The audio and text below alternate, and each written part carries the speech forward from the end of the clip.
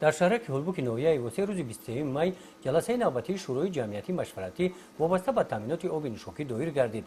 شورای جمعیتی مقامات مشورتی و مشاهده‌ای میباشد که با مقصد جلب مشتریان نمایندگان جامعه محلی با اشتراک فعالانه در فعالیت تشکیلات آب تامین کننده در جاده حقوق و منفعت‌های قانونی مشتریان در نزد کارخانه فرعی دولتی آب نوشابه شهرک هولبوک تأسیس داده شده است. در کار شورا اعضایان شورای جمعیتی مشورتی نمایندگان کارخانه فرعی دولتی آب نوشابه و ساکنان محله‌های شهرک اشتراک نمودند. جلسه نوبتی شورا با موضوع وضع تامینات آب نوشابه در شهرک هولبوک بخشیده شد. طور معلوم گردید شهرک هولبوک با واسطه 6 چاه عمودی با آب نوشابه تامین کرده می شود.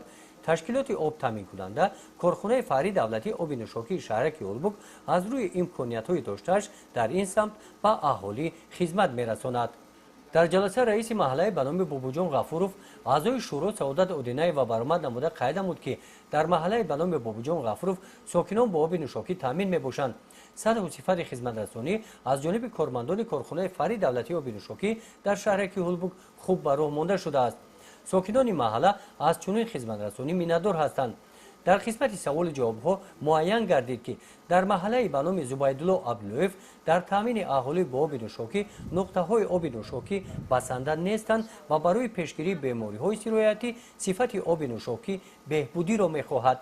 نمایندگان کارخانه فرعی دولتی آب نوشابه درخواست‌های اشتراکچیان را به نوبت گرفته گفتند که توسط جلسه‌های شورای مشورتی با مشتریان نزدیکتر می‌گردند و برای حل این مشکلات‌ها تدبیرهای ضروری می‌اندیشند. برای آب تامین کنیشون نداریم، لیکن همین چیزای چیشون خلور زنن خیر که در چی اجماعو آب می‌نوشن کودکو در همین چی کردگی خیر موسی همی خود ما میگذارونیم در همین اکسفام و دکنار که ما نداری خود رو بیان میکنیم. در کار جلسه شورا گفته شد که عاید به تامینات آب نوشابه کمبودی و نارسایی‌ها در این سمت مشتریان میتوانند توسط شورای جمعیتی به کارخانه مراجعت نمایند. در جلسه با اشتراکچیان مراجعت کرده شد که با اسرافکاری راه نداده آب نوشابه را صرفه‌کارانه استفاده نمایند. مبلغ استفاده آب نوشابه را سریع وقت پرداخت نمایند. بنابر سبب وضع دشوار مالیوی پیشنهاد کرده شد که کارخانه فرعی دولتی آب نوشابه با موادهای ضروری تامین کرده شوند.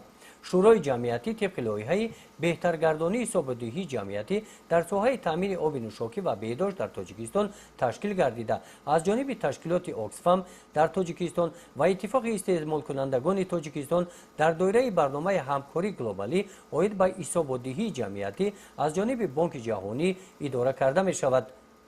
گزارش خوجان از ریف خدای نظر ظهوروف از ناحیه واسه برای برنامه اطلاعاتی نوید.